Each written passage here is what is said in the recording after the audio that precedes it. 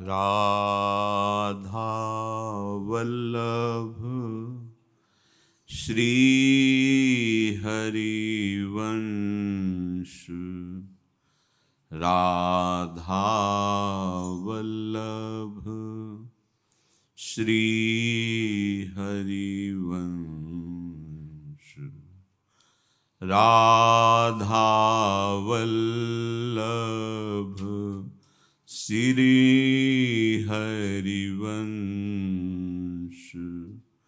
राधा वल्लभ श्री हरिवंश।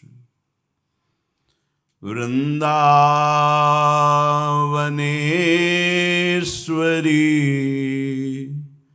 तवैव पदारविन्दम्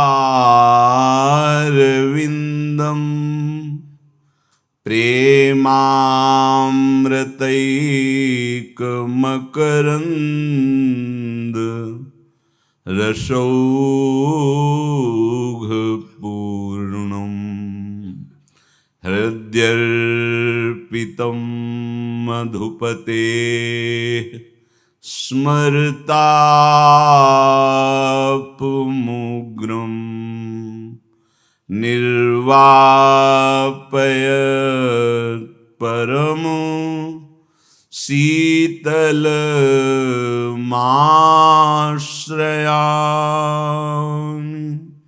निर्वापयत् परम शीतलमाश्रयामि। राधा राधा राधा राधा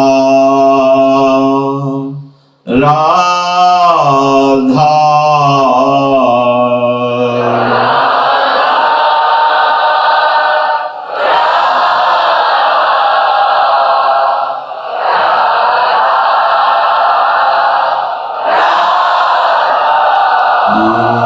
राधा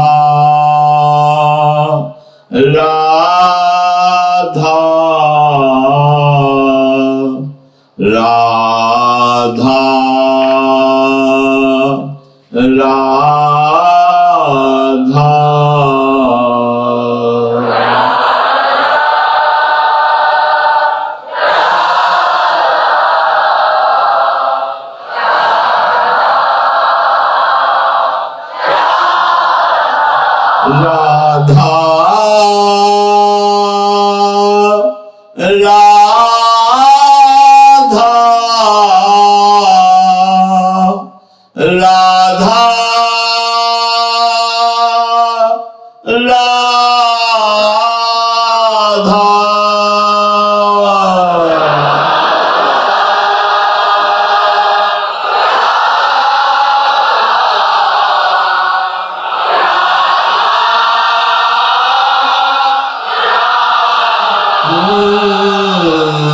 राधा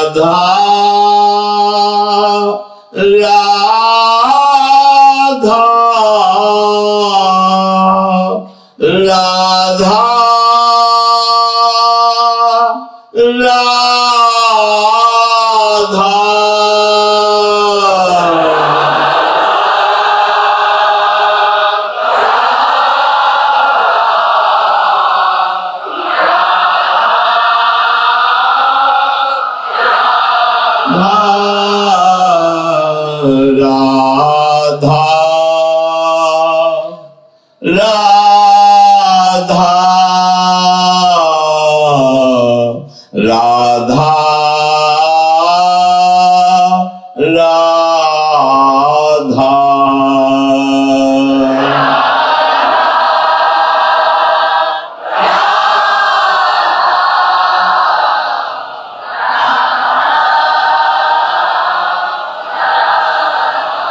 श्री राधा वल्लभ लाल की जय।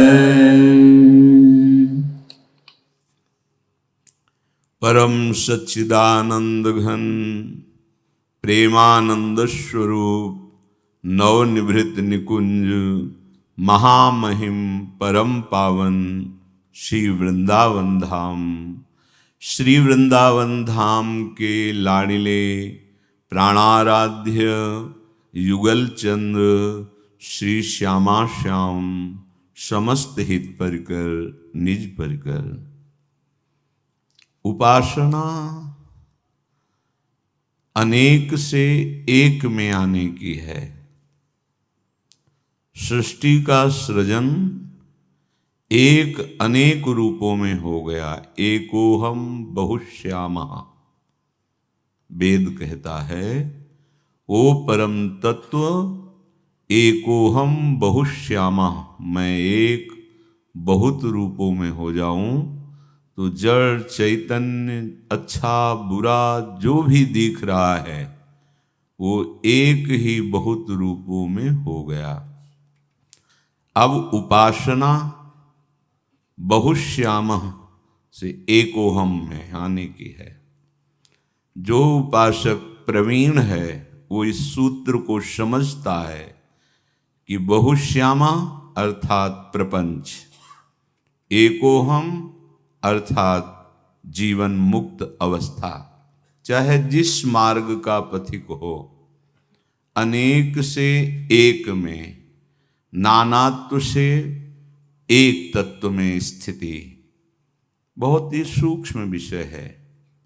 प्रायः इस मार्ग में चलकर ही हम जो परम सुख प्राप्त करने का निश्चय किया है, ये माया भ्रमित करके इसी प्रपंच के विस्तार में पुनः लगा देती है धर्म भावना से। हमारा धर्म है, ये हमारा कर्तव्य है। इसीलिए भगवान ने आदेश किया है कि अब तुम धर्म और कर्तव्य की चिंता मत करो। सर्वधर्मान परित्यज्य माम एकम, आओ मेरी शरण में आओ, केवल मेरी एक में आ जाओ। ये सब धर्म कर्म का फल एक में आ जाना है। यदि ये अनेकता नहीं मिटा पाए तो पुनः जन्म होगा, और इसके मिटाने में देर नहीं लगती। गुरु कृपा से ये अनेकता एकता में बदल जाए, एक ही है।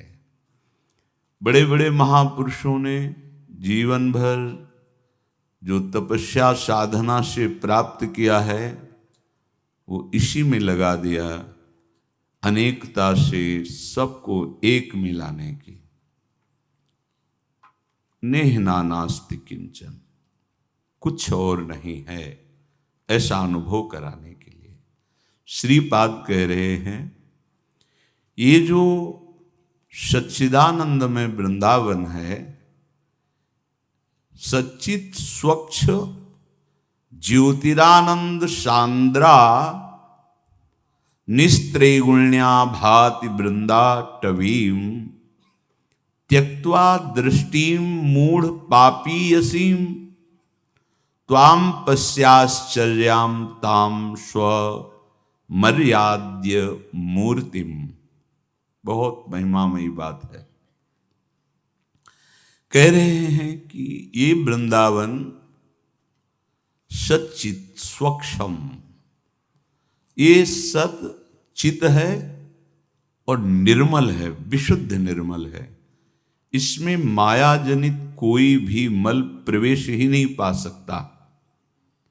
ज्योतिरानंद सांद्रा, ये महाज्योतिर्मय सांद्रानंद घन स्वरूप है। प्रिया जो महान ज्योति हैं, उन्हीं का आनंद घन मूर्तिमान होकर हृदय में उपासक के भक्ति रूप से विराजमान होता है। पर आवश्यकता निस्त्रैगुण्याति भाति वृंदाटवीम, जब तक आप त्रिगुणातीत अवस्था को प्राप्त नहीं होंगे तब तक जो त्रैगुण्य माया से परे अद्भुत शुद्ध निर्मल प्रेम रस ज्योतिष स्वरूप प्रिया जो हैं, तेजो रूप निकुंज एव कलयन नेत्रादि पिंड स्थितम। तब तक तुम्हारे नेत्र तेज रूप निकुंज की तरफ नहीं जा सकते।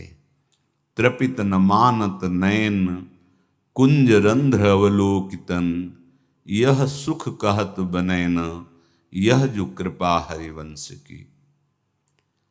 ये त्रिगुण का जाल हृदय में समय समय पर चक्र की तरह चलता रहता है। कभी शतोगुण तो कभी शतोगुण को दबाकर रजोगुण, कभी शतरज को दबाकर तमोगुण, कभी रज और तम, इसी का ऐसे क्रम चलता रहता है। इसीलिए उपासक जो चतुर सुजान नहीं है तो वो उन्हीं गुणों के धर्म के अनुसार चलने लगता है।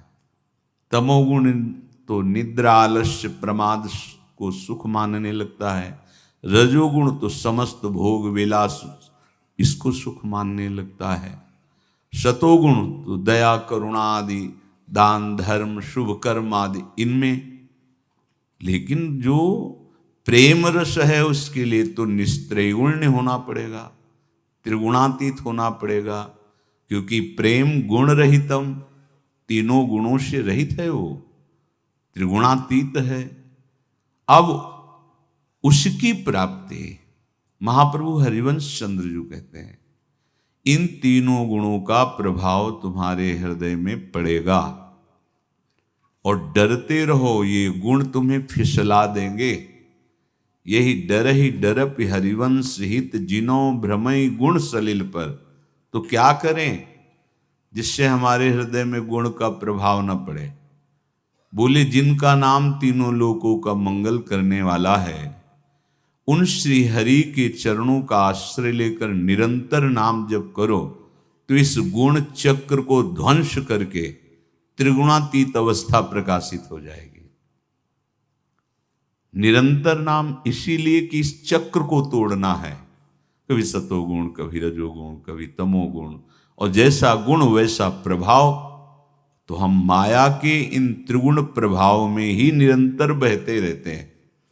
कोई बिरला ऐसा होता है जिससे ऊपर उठे, नहीं तो चले थे प्रेम प्राप्ति के लिए, राजी हो जाते हैं धर्म मानकर माया प्रपंच को स्वीकार करने में। इतना बड़ा आश्रम हो जाए, इतनी बड़ी ये वस्तु वो वस्तु, ये बनना वो बिगाड़ना, बस आए थे सब कुछ विस्मरण करके एकमात्र हरि में आसक्ति करने। देखो जिसको प्रभु में प्रेम हो जाता है, ये सब बाहरी लीलाएं माया की हैं, होती रहती हैं, उसका इससे कोई महत्व नहीं रहता। कैसे समझा जाए कि महत्व नहीं रहता? उसका आंतरिक स्मरण बाधित नहीं होगा जिसका महत्व। अगर महत्व है तो राजी हो जाएगा, स्मरण छूट जाएगा। स्मरण छूटा तो बड़े से बड़ा धर्म, बड़े से बड़ा शुभ कर्म भजन करने वाले महापुरुषों ने स्वीकार नहीं किया। पूज्य श्री पंडित गया प्रसाद जी महाराज जी के वचन तब माने जाए वो कि भजन भयो है जब बड़े से बड़े शुभ कर्म को मन न ललचावे, तब माने जाए वो। क्यों? क्योंकि भजन से बढ़कर कोई महान बात नहीं है। अगर हम भजन छूट रहा है और अन्य किसी कार्यों में संतुष्ट हो रहे हैं कि ये धर्म का पालन हो रहा है, ये लोक कल्याण के लिए हम मंदिर की स्थापना करते हैं, अमुक कार्य करते हैं, करो। जिनके पास धन है करो, सत्कार्य हैं, पर यदि विस्मरण हुआ प्रभु का, भजन छूटा, तो सो सब धर्म करम जर जाओ, जहां न राम पद पंकज भाओ। देखो जो प्रभु श्री कृष्ण में अपने चित्त को समर्पित कर देते हैं तो त्रिभुवन का कुछ भी उनके लिए महत्व नहीं रखता, कुछ भी। प्रभु के चरणों में आसक्ति करने वाले उपासक की एक बात सुनो। वो अपने किसी प्रिय से कह रही है, वो सखी भावपन में है, कांता भाव में स्थित है, तो अपने प्रिय सखी से कह रही, ध्यान दीजिएगा, कह रही सखी तुम इतनो करियो काम। अगर हमारा शरीर छूट रहा है, ये बहुत खास बात है, सखी तुम हमारे मित्र हो, अगर हमारा शरीर छूट रहा है तो तुम इतनी बात करना, मेरे कानों में कृष्ण नाम सुना देना, और अगर तुम हमारे पास बाद में पहुंची, शरीर छूट गया है, तो सखी तुम इतनो करियो काम, मेरे मृत शरीर की या विधि करियो गति ललाम। सखी तुम इतनो करियो काम। जिसका शरीर छूटता है उसकी अंत्येष्टि क्रिया की जाती है, परिजन लोग सौहार्दवश उसकी अंत्येष्टि किया करते हैं। तो सखी तुम इतना काम कर देना, बहुत गूढ़ भाव है सखी का, कांता भाव। जब मेरा शरीर छूट जाए और तुम पहुंच नहीं पाई, तो अब मेरे शरीर की अंत्येष्टि क्रिया तुम्ही को करनी पड़ेगी। तो क्या करना, प्राणाधिका सखी तुम, मैंने तुम्हें जीवन भर प्राण से भी अधिक प्यार किया है, क्योंकि तुम कृष्ण प्रेमी हो। तो कृष्ण प्रेमी कृष्ण के समान ही प्यारा लगता है, और पूछा जाए हृदय की बात तो कृष्ण से भी अधिक प्यारा लगता है, क्योंकि वो हर समय कृष्ण चर्चा सुनाया करता है। तो इसलिए प्रभु से अधिक बढ़कर प्यारे प्रभु के जन लगते हैं, क्योंकि नवीन नवीन प्रभु की रूप माधुरी, गुण माधुरी, महिमा सुनाते हैं, तो भूरिदा जना वो ज्यादा प्यारे लगते हैं। तो तुम हमारी प्राणाधिका हो, प्राणाधिका सखी तुम सगरी, मंत्र दीजियो कान, कृष्ण नाम अति मधुर सुनइयो, जब निकस जाए ये प्राण। मेरे प्राण निकल जाए ना, तो भी तुम ये मत मानना कि प्राण निकल गए हैं। मृत देह में भी तुम आकर मेरे कान में कृष्ण कृष्ण, तुम सब सखी मेरे प्राणों से भी अधिक प्रिय हो। मेरी मांग है अंतिम समय कर देना। अगर प्राण रहते हुए सुना दिए तो क्या कहना, लेकिन अगर प्राण भी निकल जाए तो मेरे कान में आकर कृष्ण नाम। ये वैसे सबसे प्रार्थना है, आसपास कहीं कोई भी पशु पक्षी मनुष्य जिससे कोई संबंध हो या ना हो, अगर प्राण छोड़ रहा है तो हमारा परम कर्तव्य बनना चाहिए, बिना बुलाए वहां हम जा करके उसको नाम सुना दें। शरीर छूट गया है तो भी, क्योंकि उस समय उस जीव के निमित्त जो क्रिया की जाती है वो उसे प्राप्त होती है। जैसे लोग अश्रु बहाते हैं तो अश्रु अश्लेमान नाक आदि ये उसे प्राप्त होता है। इसीलिए विज्ञजन रोकते हैं कि जब कोई पधारे तो रोना नहीं, क्योंकि बिल्कुल ठीक पोस्ट हो जाएगा जो आप उस समय कर रहे हो। तो जो विज्ञजन होते हैं वो भीड़ इकट्ठा नहीं होने देते, कीर्तन करो, आसपास भगवत लीलाओं का गान करो, ये रोना धोना नहीं। वो तो अज्ञानी जन जो मोह ग्रसित होते हैं वो सब करते हैं। वो सखी कह रही है तुम प्राणाधिका हो, तुम ऐसा करना, मेरे कान में कृष्ण मंत्र सुनाना। मरणोत्तर भी कृष्ण नाम की अमित मधुर धुनि करियो।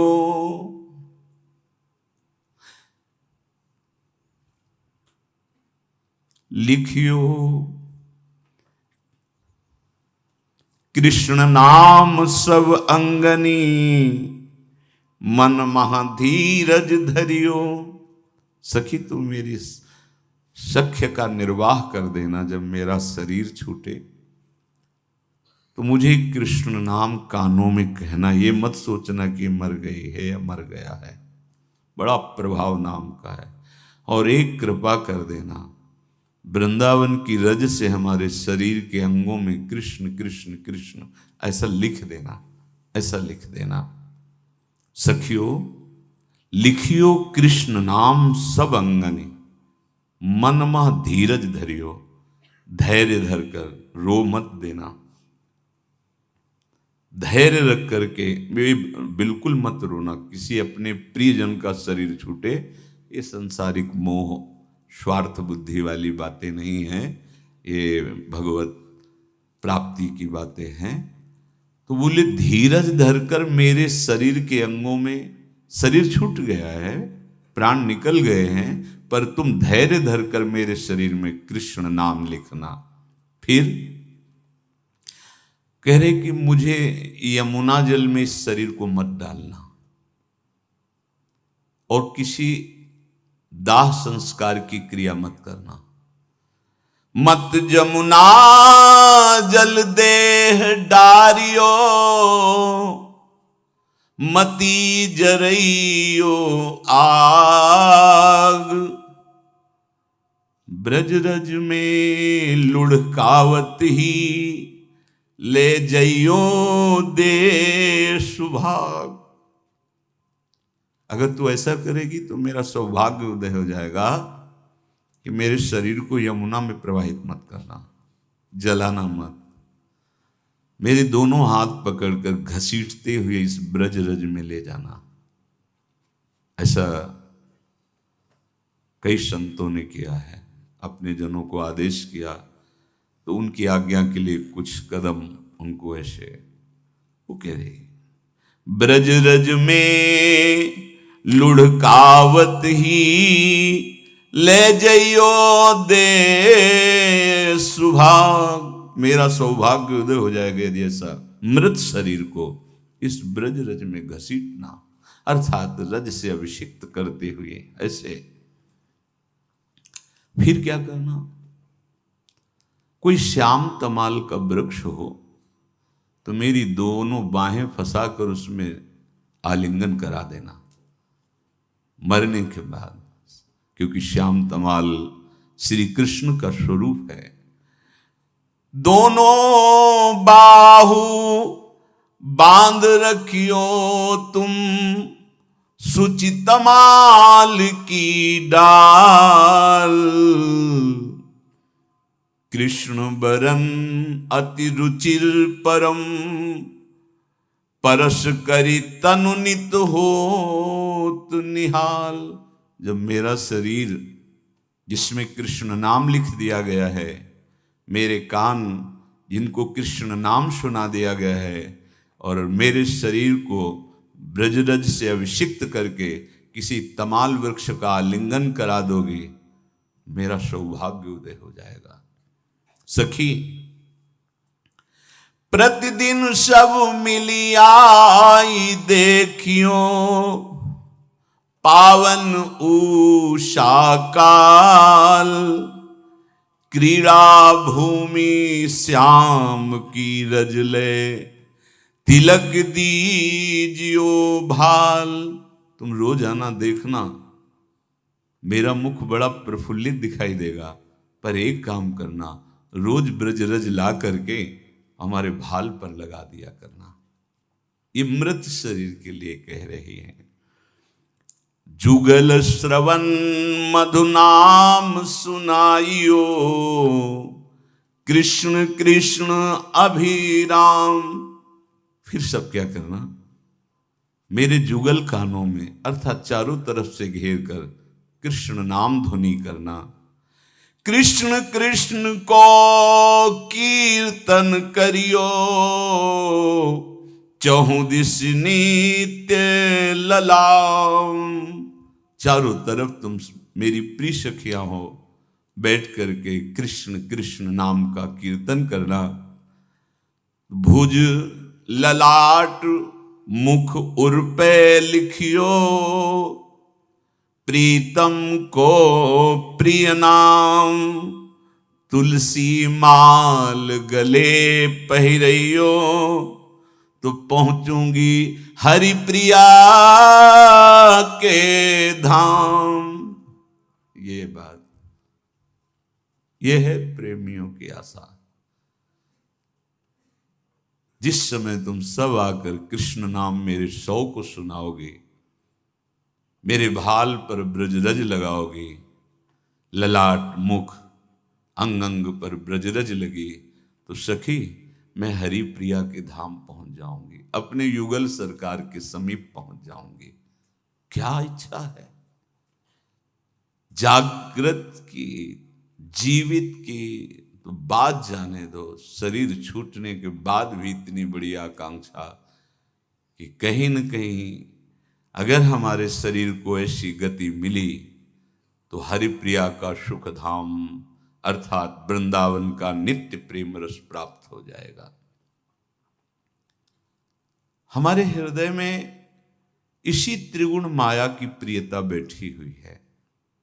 ये ज्यादा बुद्धि लगाने वाला मार्ग नहीं है, प्रेम मार्ग ज्यादा बुद्धि लगाने वाला नहीं है।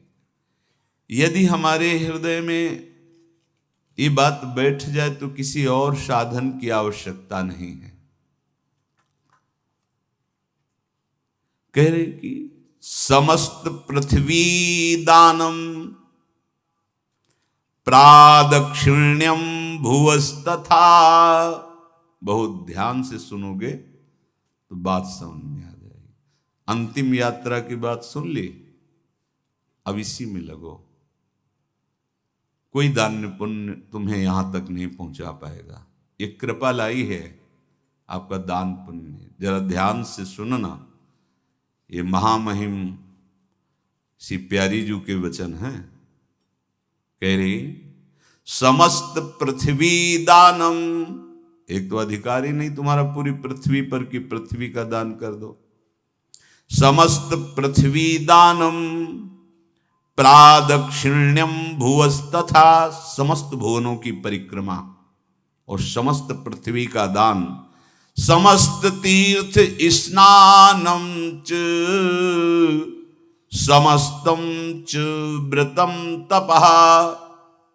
भूमंडल में जितने भी तीर्थ स्थान सबका अवगाहन नियम पूर्वक, और समस्त व्रत जितने हैं वो सब करने वाला और भारी तपस्या से युक्त।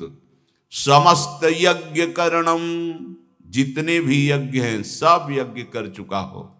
सर्वदान फलम तथा, स्वर्णदान, कन्यादान, गौदान और भी, इसलिए सर्वदानम फलम तथा। समस्त वेद वेदांग पठनम पाठनम तथा, समस्त वेदों का स्वयं स्वाध्याय करना और दूसरों को स्वाध्याय में लगाना।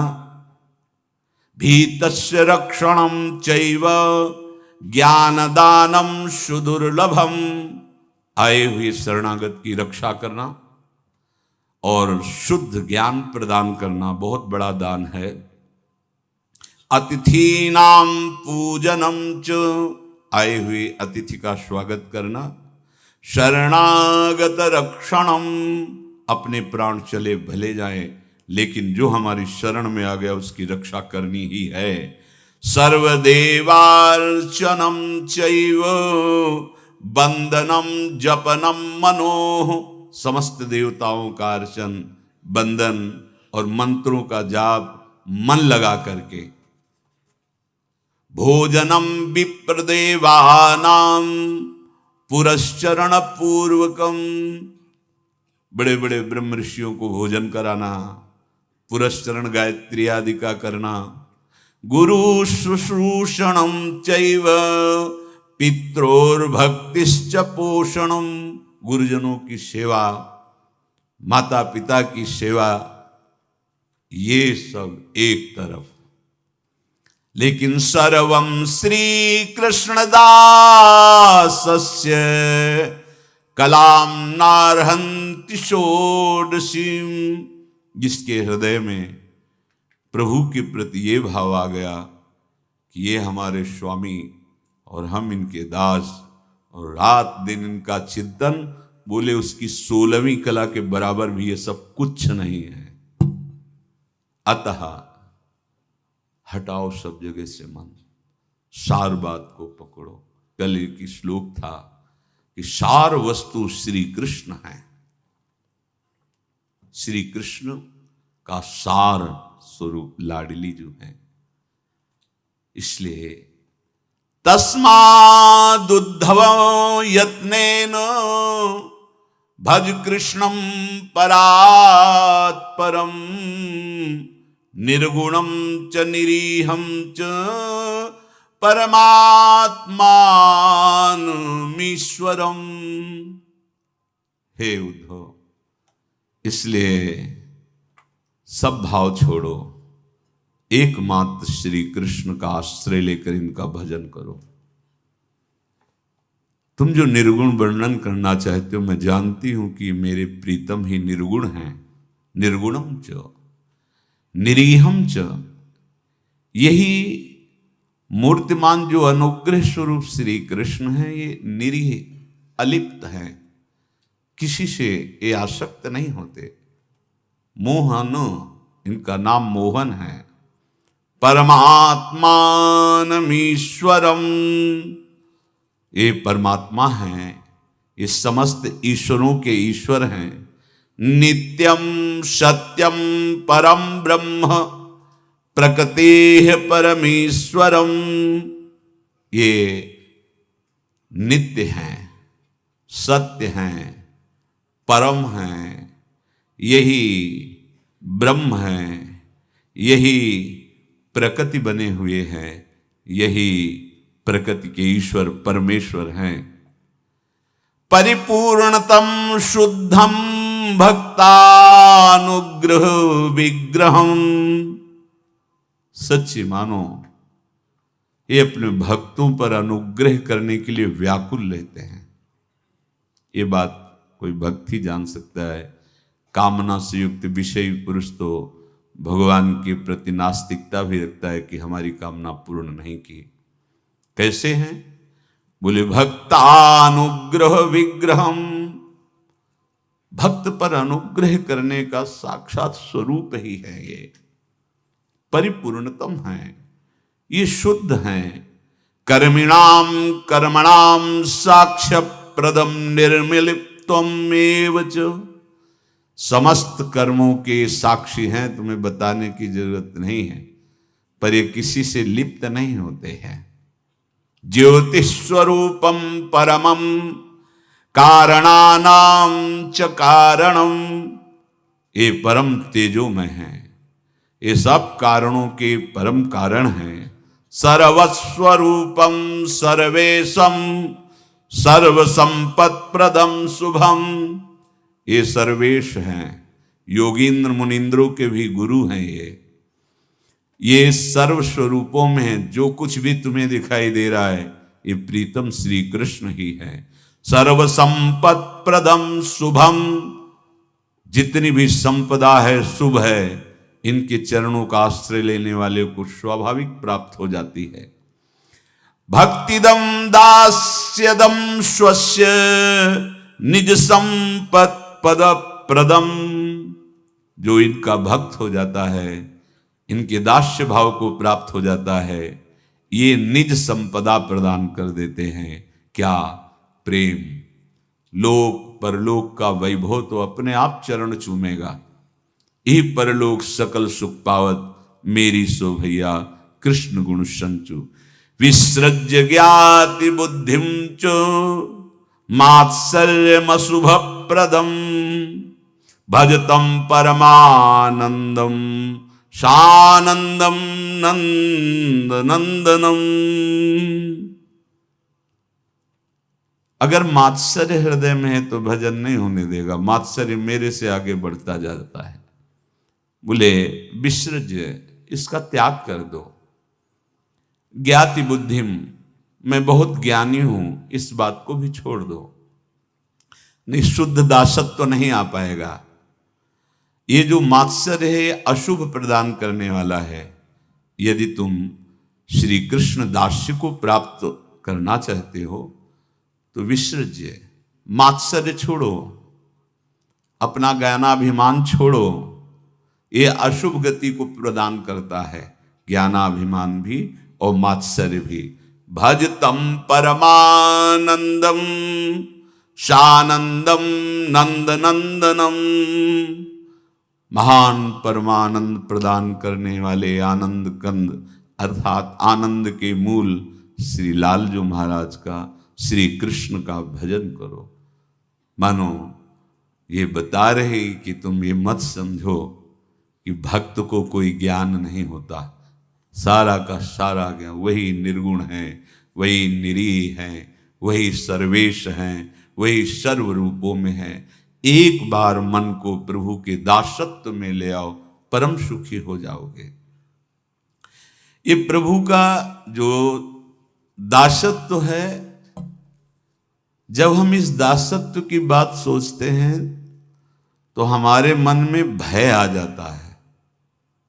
ये सब एक ही मन है, जब अपने मन को पढ़ लिया जाता है तो सबके मन की बात समझ में आ जाती है। जब तुम्हारे मन में भय और विषाद हो तो देख लेना तुमसे पापाचरण हो रहा है, पापाचरण हुआ है, पापाचरण हो रहा है। इसीलिए चर्चा सुनने पर भी तुम्हें भय और विषाद लगेगा। सर्वतो भावेन श्री कृष्ण की शरण होने में जो निर्भय और निशोक करने वाली बात है, वो तुम्हें शोक और भय प्रदान करने वाली लगेगी। इसका पहचान है कि तुमसे पाप बन गया है, तुम्हारे हृदय में भय पैदा हो रहा है, निर्भय पद के लिए घबराहट पैदा हो रही है। तुम्हें समझना चाहिए कि नाम जप के द्वारा पहले हमारे इस भय और विषाद का नाश होगा। तैयार रहो। अगर इस रस में प्रवेश पाना है तो जलने के लिए तैयार हो जाओ। जलन से भागो मत, नहीं तो ज्वाला में गिर जाओगे। थोड़े ताप से बचने के लिए भारी ज्वाला में गिर जाओगे, उसको सह नहीं पाओगे। विषयों की ज्वाला है और भगवत मार्ग में थोड़ा ताप इसलिए मिलता है तुम्हारे भय और विषाद को भस्म करने के लिए। नाम पहला काम करता है, इसलिए पहली ही सीढ़ी में लाखों फेल हो जाते हैं। कोई एक पाव भगति, कोई बिरला एकदम। ये तो तुम निश्चित समझ लीजिए कि इस मार्ग में वही चलता है जो प्राणों की बाजी लगा दी। आप कुछ नहीं, मान लीजिए हमारी प्रार्थना, इसमें एक जिद्दी स्वभाव काम करता है। आप कुछ नहीं, अब मैं देख के रहूंगा, प्रभु को पा के रहूंगा, देखूंगा कैसे वो नहीं मिलते। अभिमान पूर्वक नहीं, उनका हूं, देखूंगा कैसे नहीं मिलते। हम ये सब बातें भोगों में लगा रहे हैं, इसीलिए हमारी सामर्थ्य काम नहीं करती। एक बार जिद करो, जिद हट करो प्रभु की प्राप्ति के लिए। भगवान का आश्रय लेते ही, तब तक आप न समझना कि आपका आश्रय हुआ है। भगवान का आश्रय लेते ही ये चीजें बढ़ने लगती हैं। ज्ञान, विद्या, श्री, कीर्ति, आध्यात्मिक शक्ति, सौंदर्य, माधुर्य, इसका आपके अंदर विकास होने लगता है, क्योंकि सब भागवतिक हैं, भगवान के अंश से उपासक में आने लगते हैं। स्वामी का प्रभाव दास में आ जाता है। अरे एक साधारण कीड़ा, भृंगी अपना प्रभाव दूसरे कीड़े पर डालकर उसे भृंगी बना देता है, तो भगवान का नाम गुण रूप लीला धाम तुम्हें ये नहीं प्रदान कर देगा। भगवद आश्रय लेते ही जिसके भय और विषाद नाम जप से नष्ट हो गए, नाम जप और सत्संग से, उसके हृदय में ऐश्वर्य भगवान का प्रकट होता है। तो बाह्य और आंतरिक दोनों वो ऐश्वर्यवान होता है। ज्ञान, विद्या, श्री, कीर्ति, शक्ति, सौंदर्य, माधुर्य, ये प्रकाशित होने लगता है। बिना किसी बनावट श्रृंगार के उसके चेहरे पर आकर्षण होता है, देखते ही हृदय लुभायमान हो जाता है। ऐसा माधुर्य होता है भक्तों का, क्योंकि माधुर्य सिंधु प्रभु का चिंतन होता है। जो भगवान के आश्रित है उसे भय की तो कोई गुंजाइश ही नहीं है, कोई गुंजाइश नहीं। क्यों? क्योंकि वो भगवान सर्वशक्तिमान उसकी रक्षा में रहते हैं। बहुत छोटा सा प्रसंग है। एक नीलांबर दास नाम के महान भक्त हुए हैं। जन साधारण गृहस्थ की तरह जीवन व्यतीत करते थे। एक दिन उनको सत्संग सुनने को मिला।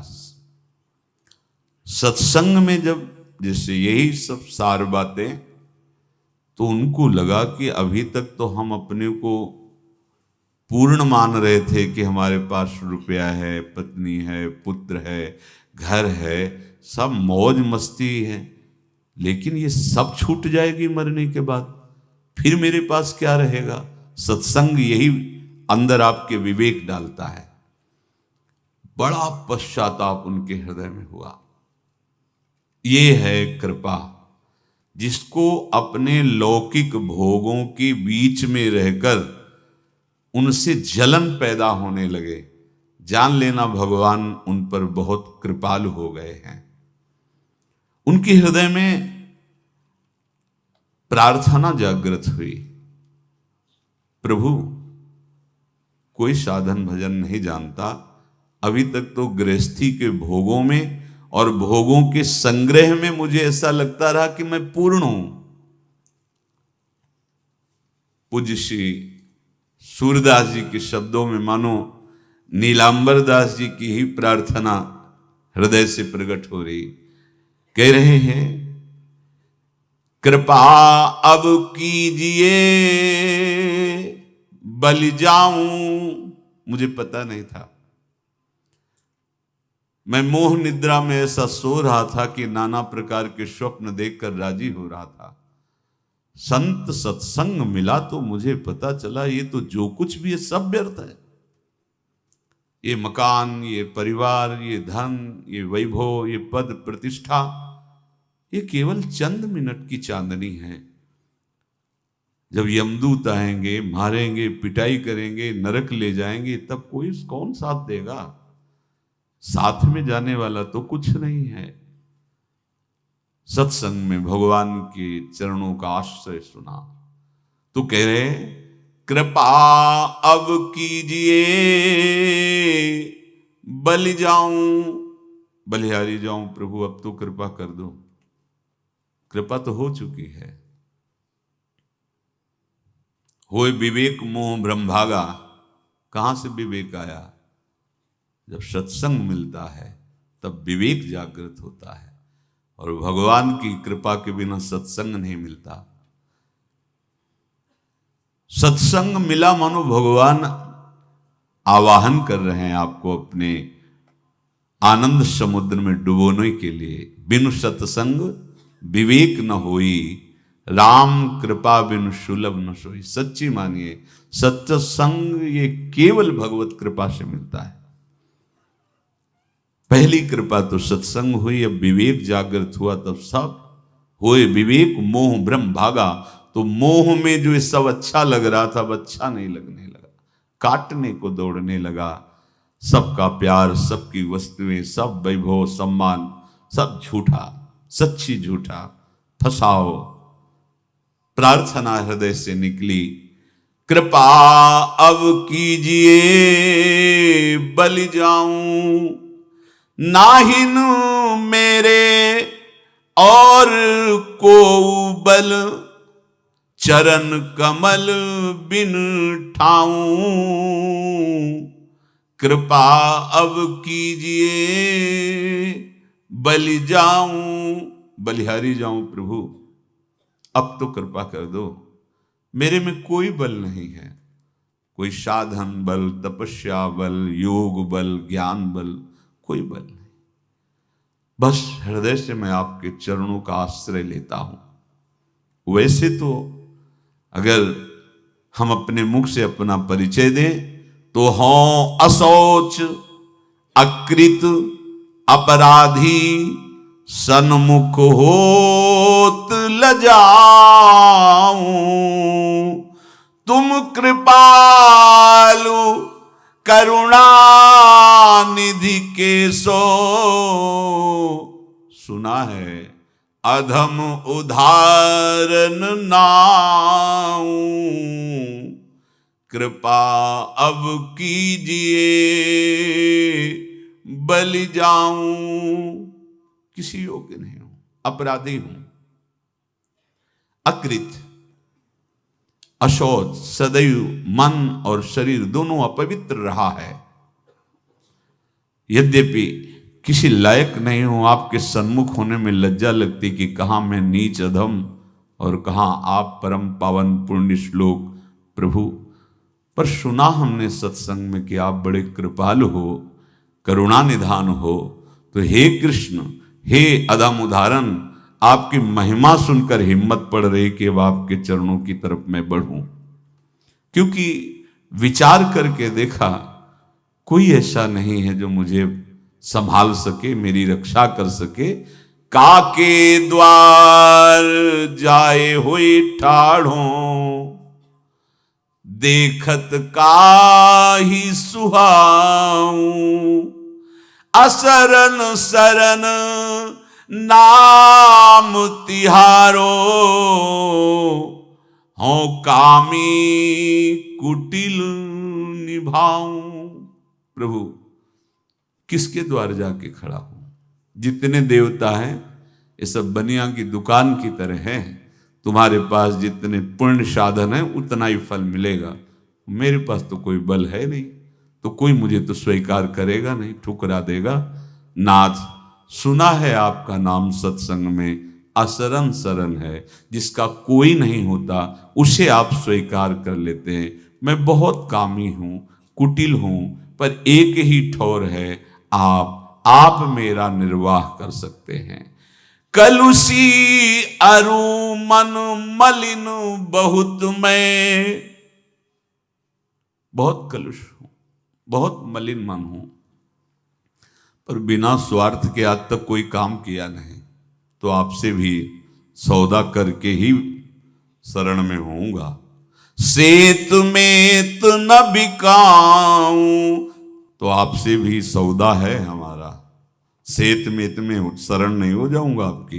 यद्यपि मैं ऐसा बता दिया पूरी, देखो भक्तों का हृदय कैसा होता है। हाँ, क्या चाहिए आपको, क्या चाहिए? तो सूर पतित पावन पद अम्बुज, सो क्यों परिहरि जाऊं।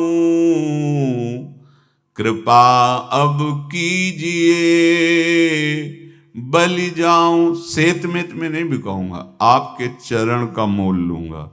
सदैव आपके चरण हमारे हृदय में रहे, मेरा मन आपके चरणों के आश्रित रहे। ये दे दो, अब मैं आपका ही हो गया, बिक गया। ये मूल्य आपको देना पड़ेगा। आप अपने चरणों का आश्रय और अपना चिंतन। हमारी तुम्हारी होड़ पड़ी है, ना जाने करिहो अब कहा तुम नागर नवल हरी, मोहि प्रभु तुम सो होड़ परे। चिंतन गाढ़ होने लगा प्रभु का। सत्संग जहां हुआ था वहां भगवान जगन्नाथ जी की चर्चा, जो प्रेम विह्वल हुए थे ब्रज लीला में, सुन करके, ब्रज लीला का भाव सुनकर श्री सुभद्रा जी, बलराम जी और लालजू, वो प्रेम विगलित रूप, तो जो हम सुनते वही हमारा अनुराग होता है। तो नीलांबर दास के मन में दृढ़ संकल्प हो गया, अब सबसे पहला जीवन का काम भर नेत्र जगन्नाथ जी को देखूं। जगन्नाथा स्वामी नयन पथगामी बहुत। एकांत में बैठ के बहुत रोना आया कि प्रभु बहुत दूर हो, ये उत्तर प्रांत की बात है और आप बहुत दूर हो, कैसे? मुझे सामर्थ्य दो कि मैं इस ग्रह रूपी बेड़ियों को तोड़कर निकल पड़ूं, मोह रूपी हथकड़ियों को तोड़कर निकल पड़ूं। ऐसा ही हुआ। जब कोई सच्ची चाह हृदय में प्रकट कर लेता है तो मंजिल दूर नहीं लगती, चाहे जितना दूर हो। कुछ अर्थ लिया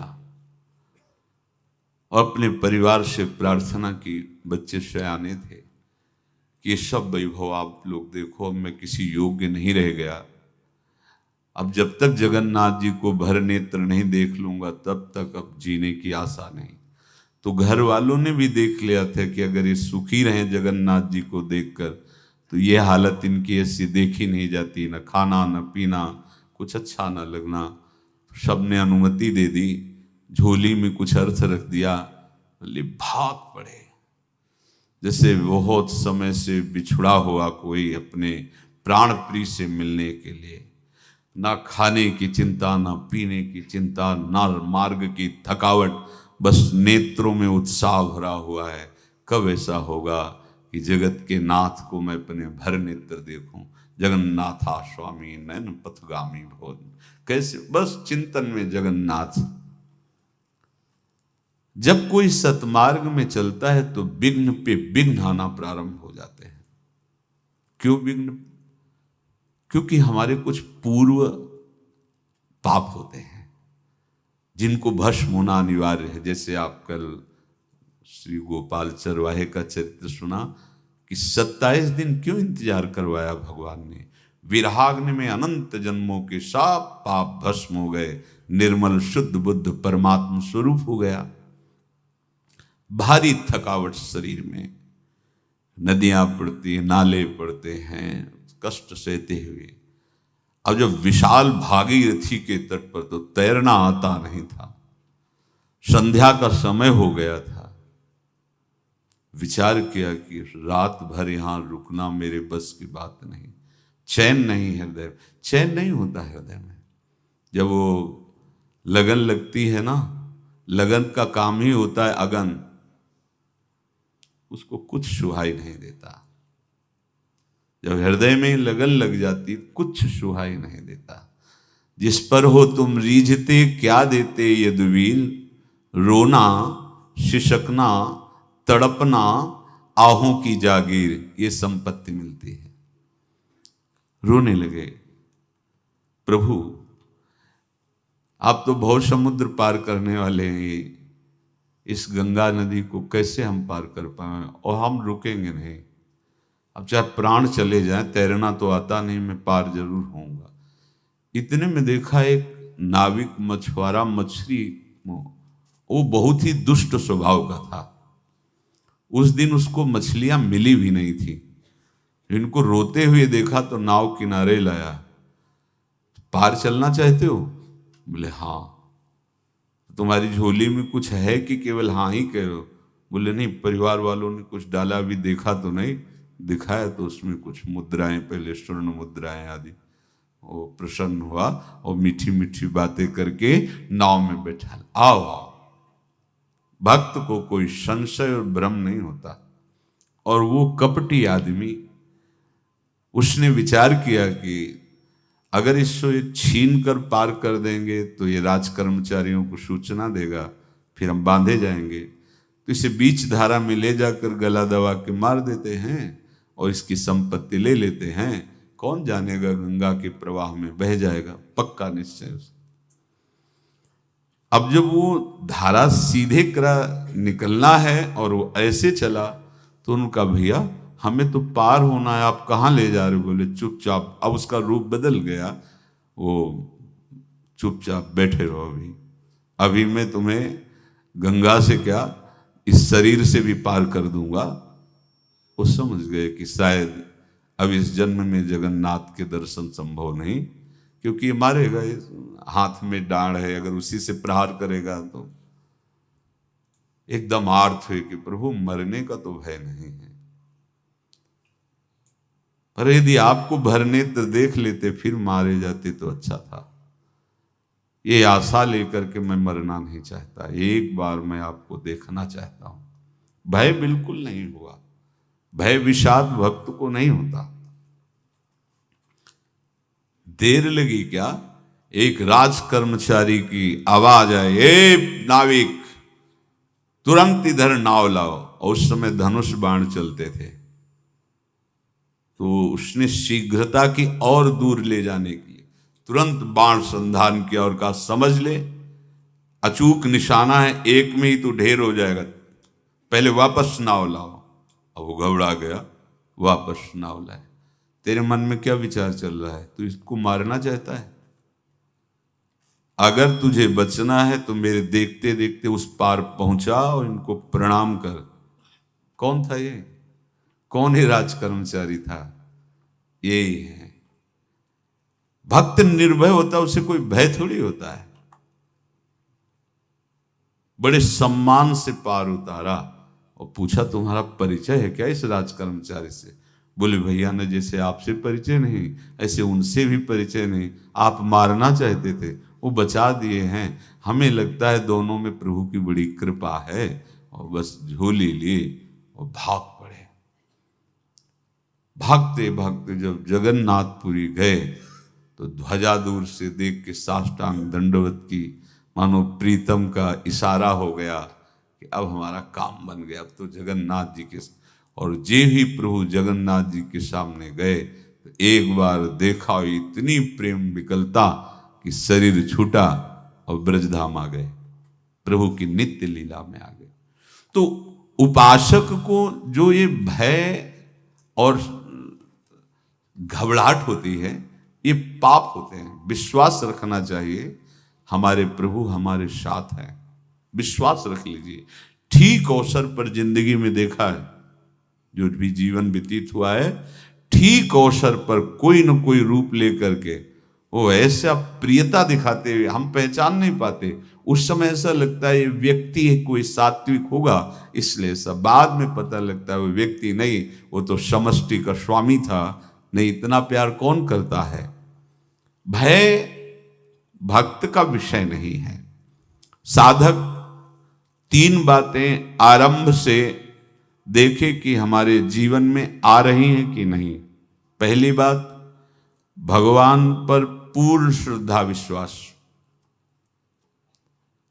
अनंत ब्रह्मांडों के स्वामी हैं, काल भी उनके अधीन है। डरना क्यों भाई? किस बात का डर लगना है? अगर डर है, भय है, तो अभी श्रद्धा विश्वास स्वामी में नहीं है। अगर हमें हृदय में कष्ट अपना प्रभाव पहुंचाना चाहता है, तो जैसे कोई ठंडी से बहुत कांप रहा हो और माता दौड़कर आवे, अपने हृदय से लगा के अपने शरीर का ताप देकर उसकी ठंड को दूर कर दे, ऐसे प्रियाजू करती हैं, ऐसे प्रियालाल करते हैं।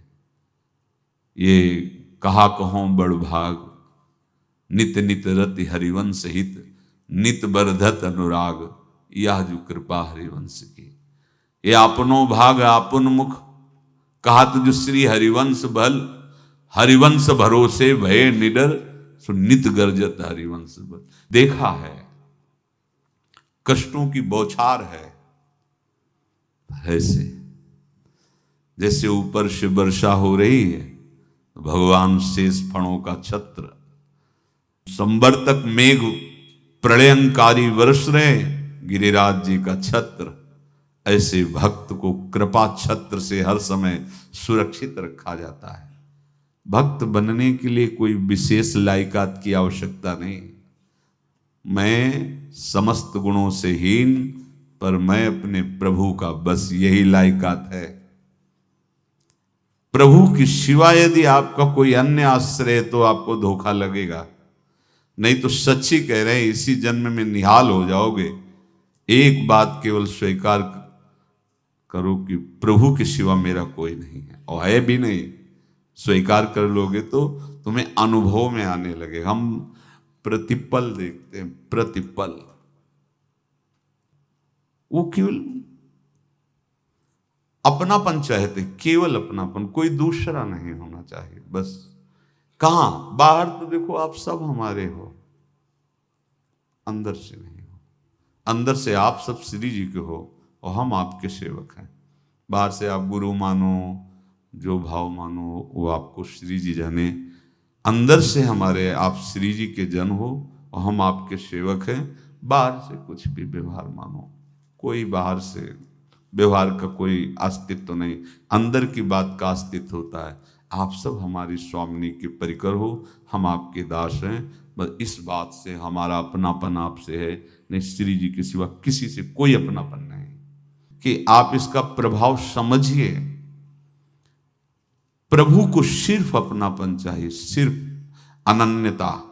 यदि उपासक में 3 बातें नहीं है तो अभी थोड़ी गड़बड़ी है। पहला, दृढ़ श्रद्धा विश्वास। दृढ़ श्रद्धा, अब नहीं, अब नहीं, अब नहीं, अब तो हाथ उठने का समय आ गया। अब क्या, अब नहीं, अब गाहक मत फंसाओ, बाजार बंद करो, हाथ उठा लो, चलो अपने घर चलो, समय आ गया, घर चलने का समय है। नहीं तो कलयुग अपनी बाजार ऐसी फैला देगा कि भूल जाओगे कि घर भी जाना है। दूसरी बात, जो गुरु ने भजन दिया उसमें तत्परता, सच्ची मानिए। जीवन भर कभी इस प्रमाद को गुरु कृपा से आने का अवसर नहीं दिया गया कि चैन से सोए हों और चैन से खाए हों। पूरे जीवन में कभी सुविधाओं को स्वीकार नहीं हुआ, पर साधन मार्ग में कभी भी शिथिलता नहीं हुई, तत्परता ही। प्रभु पर पूर्ण श्रद्धा विश्वास और गुरु प्रदत्त साधन पर तत्परता। और तीसरा खास विषय, इंद्रियों से भोगों को न भोगना। तब ये जो रंग है परमार्थ का, तब अब 2-4 माला की मनमानी आचरण की कहते हैं हमें भगवदानंद की स्फूर्ति नहीं होती। आपने रास्ता रखा है भगवदानंद का, बाजार लगाए बैठे हो अंदर हृदय में, अन्य आसों की, अन्य भोगों की, अन्य चाहों की, अन्य मान्यताओं की। अरे खाली करो, ये सब माया का खेल है। एकमात्र प्रभु, बस जब ठन जाएगी ये बात। अच्छा गौर से देखो क्या है, जब चलोगे तो क्या होगा, चलने की तो सोचो, उस दिन की सोचो जिस दिन चलना है, और किस दिन चलना है पता ही नहीं है, तब तो और होश में हो जाओ। आपको कोई भी यहां सहयोग देने वाला नहीं, कोई भी वस्तु आपकी नहीं, कुछ भी आपके साथ नहीं जाएगा। तो होश में हो जाओ, संभाल लो, आगे की गति मत बिगाड़ो। 3 बातों पर ध्यान दीजिए, श्रद्धा और विश्वास अटूट अपने इष्ट पर। दूसरी बात, हमारे हृदय में जो गुरुदेव ने उपासना का बीज रोपण किया, तत्परता। देखो आपको हृदय की बात कहता हूं, माया के पास केवल प्रलोभन है, ये सुख में बांधती है। सुख का प्रलोभन अच्छे से सजा के पेश करके देना, साधक को भ्रष्ट करना, ये इसका स्वभाव है माया का। माया किसी व्यक्ति का नाम नहीं, किसी शरीर का नाम नहीं। भगवद विमुखता जिस वस्तु, व्यक्ति, स्थान से हो वही माया है। माया का मतलब थोड़ी जैसे कोई स्त्री शरीर पे आरोप कर दे या पुरुष शरीर पे आरोप कर दे, ये तो माया है, तो और क्या है। मैं, मोर, तोर, तय और जहां तक इंद्रियां जाए, जहां तक मन जाए, सब माया ही है। इसको देखा है भगवान के पार्षदों ने। ये क्या करती है, चमकीली लेबिल लगाकर, सुख का चारा डाल करके जीव को बांधती है। इससे सुख मिलेगा, बहुत सुंदर है ये वस्तु, ये शरीर, ये व्यक्ति, ये स्थान, ये पद, इससे वो बांधती है। विवेक ऊपर की लेवल का तत्काल ऑपरेशन करता है, वो आंतरिक विषय पर दृष्टि डालता है तो सब खोखला निकलता है, बाहर निकल क्रॉस कर जाता है। होए विवेक मोह भ्रम भागा, तब सब विषय विलास विरागा। अज्ञानी उसी आकर्षण सुख में बंध जाता है, और सुख तो था नहीं, बंधन इतनी जोर का हो गया, अब मुक्त हो सकता नहीं, तो उसके हृदय में लगता है इसके बिना जी नहीं सकते, इस नशा के बिना, वस्तु के बिना, व्यक्ति के बिना। और एक सूक्ष्म बात, वो जब आपको सुख देगी तो आपको स्वतंत्रता का आभास कराएगी, और जब आप उसको छू लेंगे तो आपको परतंत्र बना देगी, भयभीत कर देगी। तो आप डाउन होकर के अपने अस्तित्व को मिटाकर पूरा जीवन बर्बाद कर देंगे। इन शब्दों को लिख लो, अपने हृदय में लिख लो। माया सुख में बांधती है नहीं उसके पास सुख। जिसे तुम सुख समझते हो वो सुख नहीं, बिल्कुल सुख नहीं। वो सुख की छाया है, तुम्हें समझ पड़ती नहीं, ये गिरधर की माया है। उस सुख का बंधन, आप देखो कुछ भी क्रिया करते हो माया जनित तो प्रलोभन होता है, सुख मिलेगा। और जिस समय सुख मिलने के लिए आप लालायित हुए, उस समय सुख भोगने की स्वतंत्रता आपको दे देगी। लो, आप समझ रहे हैं हम स्वतंत्र स्वामी होकर सुख भोग रहे हैं? नहीं, अब भोग लिए ना, अब गुलामी उसकी सहो। अब तुम्हें वैराग्य हो रहा कि मैं नहीं भोगूंगा, तो उसकी दृष्टि बदलेगी। समझ रहे हो? अब आप अपने आप को पूरे शरणागत कर दिए। हर तरह से तुम्हें बांध करके भगवत विमुख करके नष्ट कर देगी। ये बात अच्छे से समझ लो, अच्छे से। इस सुख का प्रलोभन देकर बांधती सुख है नहीं, क्योंकि आप उपासक हो। जब सुख में उतरोगे तो कितने दिन फिर आपको घृणा होगी कि अरे धिक्कार हमारे जीवन, फिर लौटने का चांस नहीं रहेगा। ध्यान से सुन लो, लौटने का चांस नहीं देगी माया। तुम्हारी ऐसी आंतरिक कमजोरी हो जाएगी, ऐसी वृत्तियां कमजोर हो जाएंगी कि तुम उस माया के इशारे पर नाचोगे, उसके विपरीत तुम बोलने की भी ताकत नहीं रख सकते। मान लीजिए, विषय चुगा जिन चुगे, कछुक चुगत सुख होए, फिर जो फांसी ऐसी लगे तेसम दुख न को। ये अनुभवी महापुरुष रसिक शेखर श्री ध्रुवदास जी महाराज कह रहे हैं। तो तीसरी बात का संयतेंद्रिय, दृढ़ श्रद्धा विश्वास भगवान पर, गुरु प्रदत्त प्रबल साधना में तत्परता, और इंद्रियों की गुलामी कभी स्वीकार न करना। जीवन में ध्यान रखा जाए, केवल प्राण पोषण शरीर के निर्वाह के लिए जो निरपेक्ष भाव से मिले उसे स्वीकार करो, अन्यथा ये प्रलोभन सुख का देकर माया तुम्हें बांध लेगी और फिर तुम्हें अधीन कर लेगी। कितने ऐसे मार्ग में उत्साहित होकर चलते हैं, पर गुरु कृपा पात्र ना होने के कारण, चतुर खिलाड़ी ना होने के कारण वो प्रलोभन में फंस जाते हैं। फंस गए तो फिर मछली का कांटा जानते हो, ऐसे अब वो चाहे जितना हिले डुले वो कांटा नहीं निकल सकता। अब तो उसको मरना ही पड़ेगा। ये जन्म बर्बाद ना हो, आप सबसे प्रार्थना है। बहुत ही अपने घर की जैसी बात होती है। इसका कार्य है माया का सुख में बांधना, सुख के प्रलोभन से, और आपको सुख भोगने के लिए स्वतंत्रता देना। आप उस स्वतंत्रता से सुख भोगे कि न जाने कितने जन्मों की परतंत्रता तुमने स्वीकार कर ली। अगर इस रहस्य को जान जाओगे तो डरोगे। यही डरे डर हरिवंश हित। श्वास जैसे मनुष्य स्वाभाविक लेता है, खाते पीते सोते चलते उठते बैठते बात करते हंसते, सब अवस्थाओं में आप श्वास नहीं लेते, स्वाभाविक आ जा रही है। ऐसे ही श्वास प्रश्वास अपने आराध्य देव के स्मरण का अभ्यास बना लो। अभ्यास योग युक्तेन चेतसा नान्यगामिना। और जैसे तनिक भी श्वास रुकी तो घबराहट, बेचैनी, परेशानी आ जाती है, ऐसे ही श्वास प्रश्वास यदि नाम से खाली जाने लगे तो घबराहट, परेशानी, जलन पैदा होनी चाहिए। तब आप उपासक माने जाएंगे। क्या ऐसा हो रहा है? क्या हृदय की ऐसी स्थिति है तो धन्यवाद, नहीं है तो इसी की प्राप्त करने के लिए प्रियाजू ने हमें अपने मार्ग में घसीटा है, चाहे वो गृहस्थ हो चाहे वो विरक्त हो।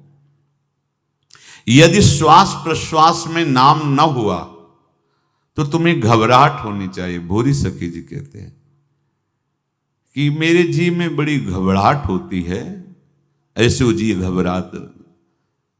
भूरी सखी जी कह रहे हैं श्वास नाम दो बिलक चलत है, इनको भेद न मोको भावे। मुझे बहुत घबराहट पैदा हो रही। प्रिया जो से कह रहे हैं कि श्वास प्रश्वास में नाम का क्रम नहीं बन पा रहा, टूट रहा है, मुझे ऐसा अच्छा नहीं लग रहा। आप कृपा करो प्रियाजू, श्वास ही नाम, नाम ही श्वासा, नाम श्वास को भेद मिटावे। प्रियाजू ऐसी कृपा कर दो, श्वास प्रश्वास आपका नाम चलता रहे। ये बात प्रवचन ना मान करके जीवन मान लीजिए। जैसे हमारी श्वास प्रश्वास उठते बैठते चलते फिरते खाते पीते स्वाभाविक चलती है, हम ऐसा अभ्यास नाम का करें कि ऐसे चले। जैसे हमारी श्वास प्रश्वास रुकने लगे तो घबराहट बेचैनी प्राण व्याकुल हो जाते हैं, ऐसे ही श्वास प्रश्वास में यदि नाम रुकने लगे तो तद स्मरणेन परम व्याकुलतीत, घबराहट पैदा हो जाना चाहिए। नहीं होती तो अभी बहुत दूर नगरी, होती है तो अब निहाल हो गए हो, तुम चिंता मत करो। आगे का जो दिव्यात्मक स्वरूप है वो आना प्रारंभ हो जाएगा। रोम रोम रग रग बोले तब कुछ स्वाद नाम को पावे। यही सारा वैभव प्रकाशित हो जाता है। जहां तक हो सके किसी भी अनर्थ के हटाने का तुम प्रयास और चिंता मत करो। बहुत अनुभव की बात है। जैसे तुम कहीं फंस गए, गलती हो गई तुमसे, माया ने फंसा लिया, अब निर्भय हो जाओ। तुम्हारा अपमान होगा, तुम्हारी निंदा होगी, कुछ नहीं बिगड़ेगा, लेकिन पूरा जीवन बर्बाद नहीं कर देना है। प्रभु के भरोसे हो जाओ कि यदि आपको अपमान और निंदा करवानी तो करवाओ, पर अब लो नसानी अब ना न सही हो। मैं समझ गया, अब आगे बढ़ूंगा, नहीं रुकूंगा। कुछ भी हो जाए, प्राण चले जाए, सभा में अपमान हो जाए, तो भी मैं अब रुकने वाला नहीं। समझ रहे? प्राप्त अनर्थ की निवृत्ति की चिंता में नहीं रहना तुम्हें। अगर तुमसे अनर्थ हो भी गया है तो तत्काल आगे बढ़ो। तुम्हारा इष्ट वो तो जान रहा है ना, तो पकड़ो उसी को। आप जान रहे थे मैं फिसल रहा था, आपने नहीं रोका ना, चलो अब आपके ऊपर है। आप चाहे अपमान करवाओ, चाहे निंदा करवाओ, चाहे आप हमारा ये शरीर छुड़वा दो, अब मैं आपको छोड़ने वाला नहीं। बिल्कुल ये बात पकड़ लेना। ये जीवन में कई बार ऐसे अवसर आते हैं जहां हमारी भक्ति को बाधित करने के लिए माया ऐसे कांटे फैला देती है और हम असमर्थ हो जाते हैं, हम दब जाते हैं। कुछ गड़बड़ नहीं होगा, मृत्यु से ज्यादा कुछ गड़बड़ होने वाला नहीं। जो गड़बड़ हो गया अब दोबारा होगा नहीं, और उसमें हम दबेंगे नहीं, हम उसे क्रॉस करके आगे बढ़ेंगे भगवत मार्ग। कुछ नहीं होगा, विश्वास करना। वो ऐसे फूल जैसा निकाल के तुम्हें अलग कर देंगे। विश्वास रखना, विश्वास रखना। इस बात पर हम जोर दे के कह रहे हैं, नहीं फंस जाओगे, फंस जाओगे। कभी इष्ट गुरु से छुपाव मत करना कि अगर ये जान गए तो। नहीं, जानो, तुम जानो। क्यों जाने? गलती तो तूने की। अगर हमारी गलती है तो आपकी भी गलती है। कैसे? छोटा बालक जब गिरता है, मां दौड़ के उठाने जाती है ना, तो पहला रोष दृष्टि उसकी मां की होती है। अब तो उठा रहे हो, और जब गिरने जा रहे थे तब क्यों दृष्टि नहीं डाली? अगर पकड़ लेती तो गिरता ही क्यों नहीं? तुम्हारी माया बाजी पसारी विचित्र, सुन मुनि मोहे काकी कोड़, कह हरिदास तुम्हारे हम जीते। तो ये अपने संबंध बल से बात कर रहे हैं। झुकना नहीं, टूटना नहीं। माया का कार्य है झुका देना, रौन देना, और पश्चाताप मत करना। प्रायः कहा जाता है प्रायश्चित करो, पश्चाताप। हमारे पास समय नहीं है। राधा राधा राधा सब हो गया, पश्चाताप बढ़ा गए। नहीं तो इसी चिंता में गलती हो गई। गलती हुई तब समय नष्ट हुआ, अब वर्तमान में उसका चिंतन करके नष्ट करो और आगे के चिंतन की गुंजाइश नहीं रहेगी, क्योंकि आप अपने हृदय को इतना गिराते चले जा रहे हो, हृदय का स्तर, कि उत्साह ही नहीं रह जाएगा। यह ऑपरेशन है सीधे भगवत प्राप्ति के लिए। बिल्कुल दृढ़ विश्वास। तुम्हें अब अपनी चिंता नहीं करनी, बैठा लो हृदय में, बैठा लो। अगर भगवत विश्वास नहीं तो घबराहट पैदा हो जाएगी, भय हो जाएगा, विषाद हो जाएगा। अरे कितनी बार संसार में अपमान हुआ है, कितनी बार सम्मान हुआ है, ये कुछ सम्मान और अपमान कुछ अस्तित्व तो नहीं रखता। अब हरि नहीं छूटेंगे, भाग हरि की तरफ भाग, बिल्कुल परवाह न कर, भाग, किसी के फंदे में मत फंस, भाग। ये अंदर की पुकार है, अंदर की बात कह रहा हूं। ये मन बहुत बदमाश है, पहले तो लुभायमान करके सुख में बंधाता है और फिर भय और संकट विषाद में फंसा देता है। प्रभु का विधान संदेह युक्त नहीं होता, निसंदेह तुम्हारे सामने वो विधान प्रकट होगा जिससे तुम्हारा परम मंगल हो जाएगा, परम मंगल हो जाएगा। डरना नहीं। बताया नहीं था एक बार प्रेम भगत की बात, तो हमारे पास प्रेम जी आते थे, बहुत नाम जापक थे, श्री हरिवंश श्री हरिवंश। तो उनसे पूछा आपकी ऐसी नाम निष्ठा कैसे आई? तो उनका गलती से नाम निष्ठा कैसे आती है?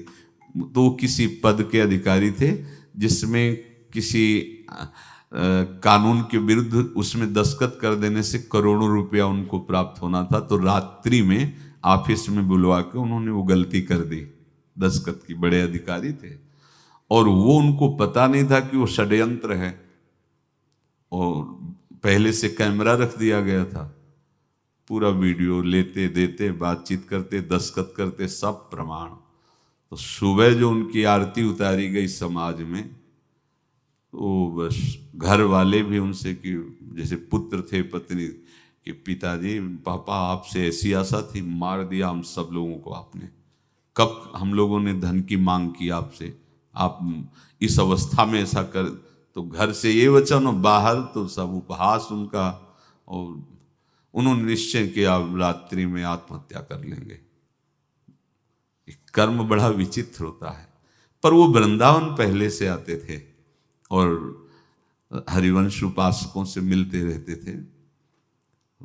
गुरुदेव भगवान से भी उनका परिचय था। गलती किसी से भी हो सकती, चूक है, यही तो है ना। कंचन कामिनी कीर्ति, कहीं भी लुभायमान। शायद उनके मन में लगा होगा कि दस्तखत कर लेंगे और मिल जाएगा, वृंदावन वास करेंगे, झंझट छूट जाएगी। कुछ न कुछ ऐसा आया होगा, क्योंकि वो अधार्मिक प्रवृत्ति के नहीं थे, पर क्रिया तो हो गई ना, और षड्यंत्र था वो। उन्होंने सोचा रात्रि में अब हम प्राण त्याग देंगे। तो धाम आना और रसिकों के संग के प्रभाव से एक दिव्यता प्रकट हुई। वो सबके सामने सोने का नाटक करके लेट गए। तो परिवार वालों, नजर तो सबकी थी कि विकसित हैं, परिवार वालों को लगा सो गए। तो रात्रि जब सोए थोड़ा ऐसे, तो वास्तविक नींद आ गई और स्वप्न में देखा कि कोई उनसे कह रहा, देखो तुम्हारे सिरहाने सेवक वाणी रखी है, इसको पकड़ो, मरने की जरूरत नहीं, सब ठीक हो जाएगा। जगह तो सेवक वाणी सिरहाने रखी हुई थी। जैसे एक भक्त को तुलसी दल नामक ग्रंथ सिरहाने रखा। अरे अलौकिक शक्ति संपन्न भगवान और भगवान के पार्षद हैं। बस सब बात हट गई और उनकी जिह्वा और उनके मन ने, जैसे ना मरने वाले को प्राण मिल जाए कि भाई प्राण रक्षा, ऐसा को श्री हरिवंश हमारे रसिक समाज में जब वो आते थे उनका अच्छा सम्मान होता था। तेजो में चेहरा, वयो वृद्ध शरीर, श्री हरिवंश ऐसे चलता रहता, बात करते और श्री हरिवंश ऐसी नाम में रति देखी। देखो ना क्या हुआ, घटना क्या थी, दृश्य क्या था, जीवन बिल्कुल व्यर्थ हो क्या गया, लोक सम्माननीय जीवन बन गया, महात्मा बन गए और भगवत प्राप्त हो गए हैं, उनका शरीर छूट गया है। तो यहां कह रहे हैं कि तुम्हें किसी भी हेतु से अपनी चिंता नहीं अब करनी। प्रभु का विधान निसंदेह परम कल्याण में होता है, तुम्हें संदेह नहीं करना। कड़ुआ हो सकता है, लेकिन अवसर तो मिल जाएगा श्री जी की तरफ भागने का। हम अपने को अच्छा साबित करने के लिए पूरा जीवन लगा दें, नहीं भाई, हम नीच आचरण वाले पर हम भागेंगे प्रभु की तरफ, लोक पावन करने वाले महात्मा बन जाओगे। सतरति सतरति शा लोकांत, इसको बैठा लो, जीवन में काम आएगी, ये वस्तु काम आएगी, क्योंकि विपक्ष जोरदार है, माया कोई साधारण नहीं है। विश्वासी साधक का भगवान स्वयं जुम्मा ले लेते हैं। विश्वासी साधक का भगवान स्वयं, देखो अपने मन में तुम किसी प्रकार की चिंता न रख करके ये आज से विश्वास कर लो कि अब मेरे जीवन में जो होगा, मेरे प्रियाजू के द्वारा किया हुआ विधान परम सुखप्रद होगा, परम मंगलमय होगा। विश्वासी भक्त का जब ये स्वभाव निश्चय हो जाता है कि मेरे प्रभु जो करेंगे वो मंगल करेंगे, तो परिस्थिति बुरी दिखाई दे सकती है, परिस्थिति भयावह दिखाई दे सकती कि अब तो सब गया, ऐसा लगेगा। लेकिन वो बहुत बड़े के हाथ में नियंत्रित है परिस्थिति। देखते देखते उस परिस्थिति का परिणाम निश्चिंत, निःशोक और निर्भय कर देने वाला हो जाएगा। भयभीत मत होना। बहुत ही अमृतमयी बातें हैं, अगर अपने साधन पथ पे हम इनको आदर्श मानकर चले तो बहुत जल्दी आनंद आ जाए। किसी भी अड़चन को तैयार रहो, ये काल क्षेत्र है, मृत्यु क्षेत्र है। कुछ भी, कभी भी, कहीं भी, कैसे भी, सबके सब मर सकते हो। अभी यही खंबा टूट जाए, बिल्डिंग गिर जाए, सब मर जाओगे। कहां जाओगे? जहां ऐसे सुन रहे हो ना, ऐसे निकुंज में चलेंगे। अब हमें किसी भी अड़चन से कोई भय नहीं है, किसी भी अड़चन से भय नहीं। आप ये खिलवाड़ मत समझे। किसी भी अर्थ कोई तुम्हें नहीं रोक सकता आप श्री जी से मिलने के लिए। ये आगंतुक भय एक स्वाभाविक होता है। जैसे पूज्य श्री मंगनानंद जी सरकार सेनपुर, बहुत उच्च कोटि के ब्रह्मलीन महापुरुष, तो एक चौकी पर ऐसे बैठे हुए थे और बहुत से ऐसे संतजन परमहंस सब बैठे हुए थे और ब्रह्म चिंतन के विषय में चर्चा चल रही थी। तो एक संत आगंतुक वृंद आए ऐसे गंगा किनारे। तो उस समय स्वामी जी कह रहे थे मंगनानंद जी कि एक होता है विचार भय, वो संतों में कभी नहीं होता है, और एक होता है तात्कालिक भय, वो सबको व्याप्त हो जाता है। तो उन्होंने कहा कि स्वामी जी, वैसे हम आपका आदर करते, लेकिन इस बात पर हमारा मतलब मन नहीं बैठ पा रहा है कि जो ब्रह्म स्वरूप को जान गया है उसको विचार भय तो होगा ही नहीं, लेकिन स्वाभाविक भय कैसा हो सकता है? तो सिद्ध पुरुष थे। उनका स्वामी जी बैठो, प्रसंग पूरा होने के बाद फिर आपका उत्तर हो जाएगा। ऐसे चौकी लगाई, बैठे, और बैठे थे बटवृक्ष के नीचे। तो एक जैसे बाज है, गीद पक्षी है, उस समय तो वो संध्या का समय था, आके ऐसे जे ही बैठा तो खरबर खरबर वो डाल, तो महाराज चौकी के नीचे हो गए, जो गंगा किनारे से आए थे ना। तो कहा स्वामी जी, ये विचार भय है या स्वाभाविक भय है, या आपको ब्रह्म चिंतन या ब्रह्म बोध नहीं? तो हंस दिए, बोले उत्तर मिल गया।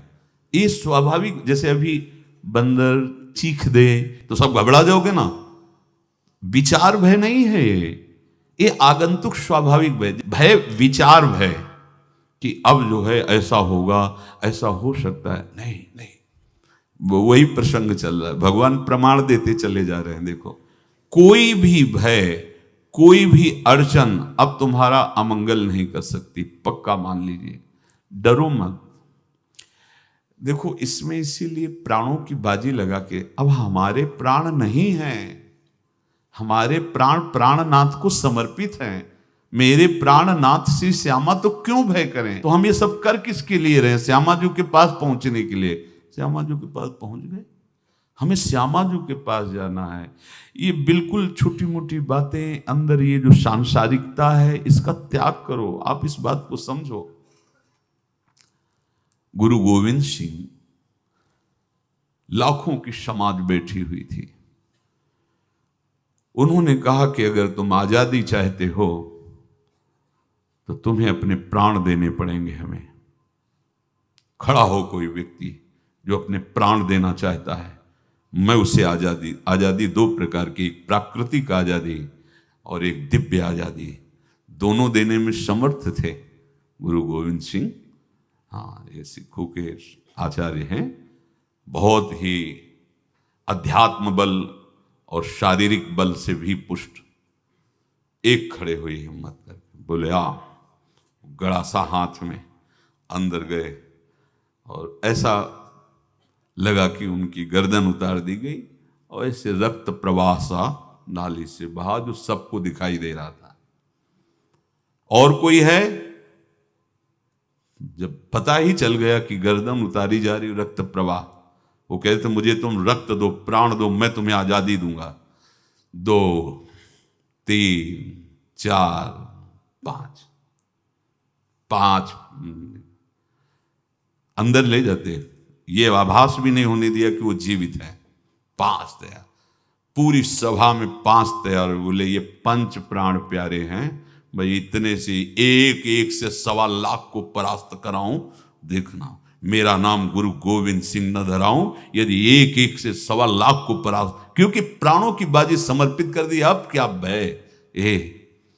माया से आजादी प्राप्त करने के लिए भयभीत होना तो बिल्कुल जीवन में छोड़ दो। विचार भय नहीं होना चाहिए, ये स्वाभाविक भय होगा। अभी कोई ऐसी आवाज आ जाए, वो ऐसे स्वाभाविक होता है, उस पर तर्क वितर्क नहीं किया जाता। विचार भय नहीं होना चाहिए। जानते हो, तुम्हारा जीवन, तुम्हारे प्राण, तुम्हारा शरीर हरि को समर्पित है और हरि के अधीन काल है, कुछ नहीं हो सकता, और जो कुछ होगा वो परम मंगल होगा।